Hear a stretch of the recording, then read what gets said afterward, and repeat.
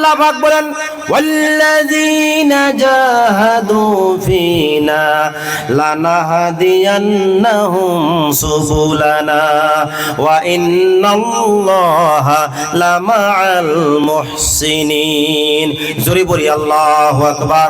আমার বন্ধুরা, আমার ভাইরা, যারা আল্লাহকে পাওয়ার জন্য দিন রাত মেহনত করবে, কষ্ট করবে, মুজাহিদা করবে, ত্যাগ করবে, নফসের বিপরীত করবে, ওয়াল্লাযীনা জাহাদু ফীনা, আল্লাহকে পাওয়ার জন্য যারা কষ্ট করবে, মুজাহিদা করবে, ত্যাগ স্বীকার করবে, আল্লাহ পাক বলেন লানাহদিয়ান্নাহুম সুবুলানা, বান্দারে তোর জন্য আমি জান্নাতের অনেকগুলি পথ আমি সহজ করে দেই, খুলে দেই। বলি সুবহানাল্লাহ। ওয়া ইন্নাল্লাহা লামাআল মুহসিনিন, আর যারা নেক কাজ করে তাদের সঙ্গে আল্লাহ পাক সর্বদাই মদত করেন। বলি সুবহানাল্লাহ।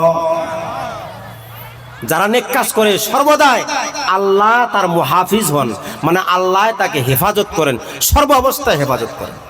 সেজন্য ভাইরা, এমন জামানায় আমরা আসছি, কথা বললে অনেক সময় লাগবে, এমন জামানায় এমন সময় আমরা আসছি বর্তমান ভাই, নিজের ইমানটাকে বাঁচানো অনেক বড় বিপদ হয়ে গেছে আমার জন্য। আজকে অনেক জায়গার মধ্যে মসজিদ হয়, মসজিদ বালাখানা হয়, আলহামদুলিল্লাহ, ভালো কথা।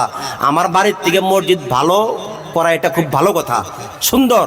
কারণ মসজিদে পাথর লাগানো, বিল্ডিং বানানো, আলহামদুলিল্লাহ, এগুলো খুব ভালো। কিন্তু মসজিদে যদি মুসল্লি না থাকে তাহলে সেই মসজিদ বানায়ও তো কোনো ফায়দা হবে না। সেজন্য আগে মুসল্লি হন, বিল্ডিং অটোমেটিক হয়ে যায়। বলি সুবহানাল্লাহ। নামাজ দিয়ে আপনার জীবনকে আপনি ধন্য করে তোলেন। আল্লাহ পাক বলেন আলা বিযিকরিল্লাহি তাতমাইন্নুল কুলুব, বান্দারে টাকায় শান্তি নাই, চাকরিতে শান্তি নাই, পৃথিবীর অন্যান্য নিয়ামতের মধ্যে কোনো শান্তি নাই, শান্তি আছে তো আল্লাহর জিকিরের দ্বারাই আছে। বলি সুবহানাল্লাহ। একটু জোরে বলি সুবহানাল্লাহ। আল্লাহর জিকির যদি করেন, আল্লাহর ধ্যান যদি সর্বদা আপনার কলবে বিরাজমান থাকে, তাহলে দিলে শান্তি আসবে। আর তা না হলে ছেলে মেয়ে, ধন সম্পদ, গাড়ি বাড়ি, টাকা পয়সা দিয়া আপনি কখনো শান্তি আনতে পারবেন না। যেই বাড়িতে নামাজ নাই, যেই বাড়িতে কোরআন তেলাওয়াত নাই, যেই বাড়িতে পর্দা নাই, সেই বাড়িটা যেমন একটি জাহান্নামের মতো। আর যেই বাড়িতে নামাজ আছে, তিলাওয়াত আছে, সেই বাড়িটি একটি জান্নাতের বাগানের মধ্যে। বলি সুবহানাল্লাহ। কথা বলি ঠিক কিনা? সেই জন্যেই হাদিসে আল্লাহ রসুল বলছেন কুল্লুকুম রাইন ওয়া কুল্লুকুম মাসউল আন রাইয়াতিহি, প্রত্যেকজন মানুষ তোমরা দ্বীনের উত্তরাধিকারী। দিন শিখতে হবে, দিন শিখে আমল করতে হবে। কতটুক শিখবেন? যতটুক আপনি হালাল হারাম, জায়েজ নাজায়েজ, পাক নাপাক, বৈধ অবৈধ, অতটুক আপনি শিখা ফরজ। এখন আপনি যদি না শিখেন, তাও আল্লাহ পাক জিজ্ঞেস কেন শিখলেন না তুমি? আপনি জানছেন, শিখলেন, আমল করেন। আমল যদি না করেন তাও আপনি জবাব দিতে হবে। সেজন্য জানাও ফরজ, মানাও ফরজ, আমল করাটাও ফরজ। জানতে হবে, দিন বুঝতে হবে। আমরা নিজে দিন শিখবো, বুঝবো, আমল করব, তাহলে কি হবে? আমাদের যেগুলি ছেলে সন্তান, পরবর্তী যারা আসবে, তারা আমাদের কাছ থেকে তারা শিখবে। যেমন একটি কথা বলি, যেমন সালাম ধরেন, সালাম আমরা দেই, সালাম দিই না আমরা ভাই? আসসালামু আলাইকুম রহমতুল্লাহ। এটা এমনি হয়তো আমরা বুঝি না যে সালামের ফায়দা কি, সালাম দিলে কি হয়, সালাম কেন দিতে হয়। আল্লাহর রসুল বলেন লাইসা মিন উম্মতি ফামাল্লাম ইউক্কির কাবীরানা ওয়া ইয়ারহাম সাগীরানা ফালাইসা মিন্না। একটি হাদিস আছে, আরেকটি হাদিসে বলছে আফসুস সালামা বাইনাকুম। আল্লাহর রসুল বলেন যে ওই ব্যক্তি আমার উম্মত না যে বড়কে সম্মান দেয় না এবং ছোটকে মোহাব্বত করে না। আরেক হাদিসের মধ্যে আল্লাহ রসুল বলেন যে আফসুস সালামা বাইনাকুম, তোমরা সালামের অনেক প্রচার করো, বেশি বেশি সালাম দাও। সাহাবী জিজ্ঞাসা করলো হুজুর, আমি 1 মিনিট পরে আসলাম, আবার সাক্ষাৎ হলো, আবার সালাম দিব? আল্লাহ রসুল নাম, হ্যাঁ আবার সালাম দাও। সালাম দিলে কি হবে? যে আগে সালাম দিবে হাদিসে আসছে যে তার অন্তরের থেকে যেগুলি অহংকার আছে এগুলি আল্লাহ সাফ করে দেবে বলি সুবহানাল্লাহ।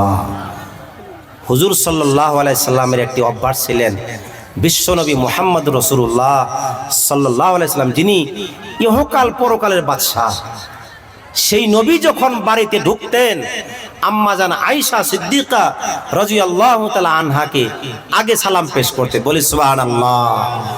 আজকে যদি আমরা বয়ান শুনে বাড়িতে যাই, অনেক মানুষ আছে যদি নিজের স্ত্রীকে সালাম দেই, অনেক স্ত্রী ভাববে যে পাগলা হয়েছে, মাথা নষ্ট হয়েছে। এটা আজকে অনেক মানুষই আছে জীবনেও তারা স্ত্রীকে সালাম দেয় না, লজ্জা বোধ করে না।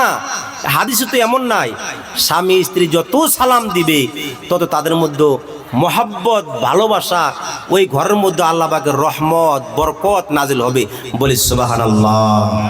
সালাম দিলে দিন প্রচার হয়, ইসলাম প্রচার হয়, মোহাব্বত কায়েম হয়, অন্তর থেকে অহংকার হিংসা কিনা এগুলো সব দূর করে দেয় আল্লাহ পাক সুবহানাল্লাহ। তাহলে সালামের ফায়দা আছে না নাই? আছে না নাই? আছে। প্রত্যেকটি বস্তু ইসলামের ছোট ছোট যেগুলি বস্তু আছে আসলে তো আমরা এগুলোর হকিকত বুঝি না, যার জন্য আমরা গুরুত্ব দিই না। ভাইরা, সালাম একটি ছোট্ট একটি আমল, এটা আপনি করেন, করতে করতে করতে করতে দেখবেন এই সালামের দ্বারা আপনার জীবন পরিবর্তন হয়ে যায় বলে সুবহানাল্লাহ। সেই জন্যেই মুরব্বী যারা আছে, হয়তো ওনার জওয়ান বয়স শেষ হয়ে গেছে, কখন মুরব্বীর লিস্টে 60 বছর 70 বছর বয়স হয়ে গেছে, এখন হয়তো সালাম দেয় না। শিখেন, বাড়িতে সালাম দেন। আপনি যদি আপনার ছেলেকে সালাম শিখান, সে বড় হওয়ার পরে দেখবেন অটোমেটিক আপনাকে সালাম করবে। যেমন আমার ছেলে আছে 5 বছর বয়স, আমি যখনই বাড়িতে ঢুকি আমি সালাম দিই না, উনি আগে সালাম দেয় আমার। কেন? এটা আমি শিক্ষা দিয়েছি তাকে, বাড়িতে আমি শিক্ষা দিয়েছি। যখনই আমি গাড়ি নিয়ে ঢুকি আমি সালাম দেওয়ার আগে আমার ছেলে সালাম দেয় বলি সুবহানাল্লাহ। তো শিক্ষাটা মা এবং বাবা দিবে।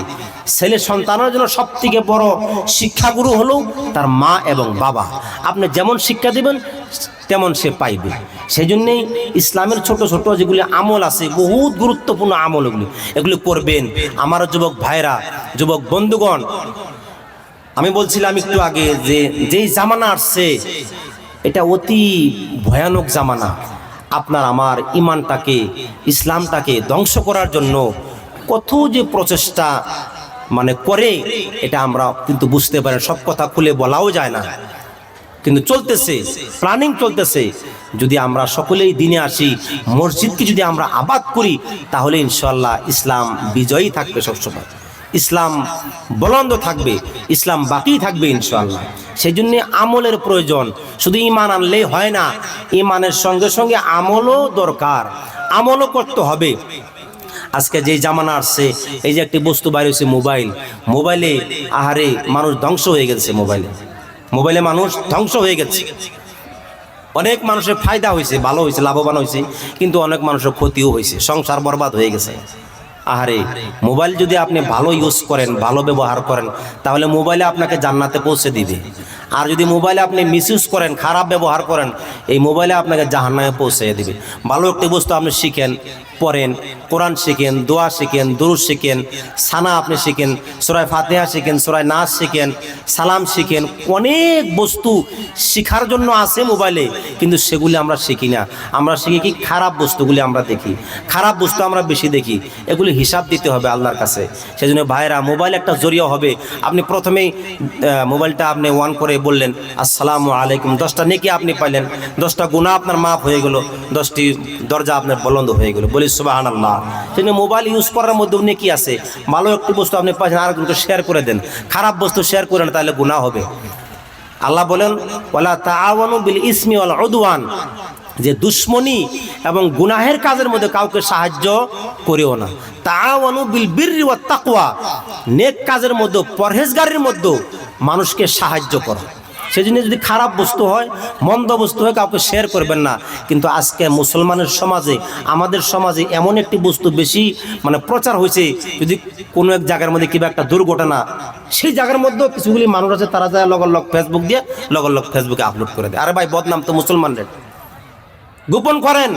আল্লাহ রসুল বলেন, মান সাতারা মুসলিমান সাতারাল্লাহু লাহু ইয়াউমাল কিয়ামা, যে একজন মুসলমানের দোষকে ঢাকলো, আল্লাহ পাক কাল কিয়ামতের দিন তার সমস্ত দোষকে আল্লাহ পাক ঢেকে রাখবে, বলি সুবহানাল্লাহ। সেই জন্যই কিংবা একটি ঘটনা আসলে সমাজে মুরব্বী আছে, জ্ঞানী গুণী মানুষ, তাদেরকে নিয়ে বসবেন, বসে আলোচনার মাধ্যমে ডিসমিস করবেন।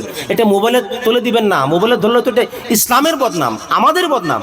সেই জন্য ভাইরা দিন শিখার প্রয়োজন আছে, আমরা দিন শিখি নাই ভাইরা।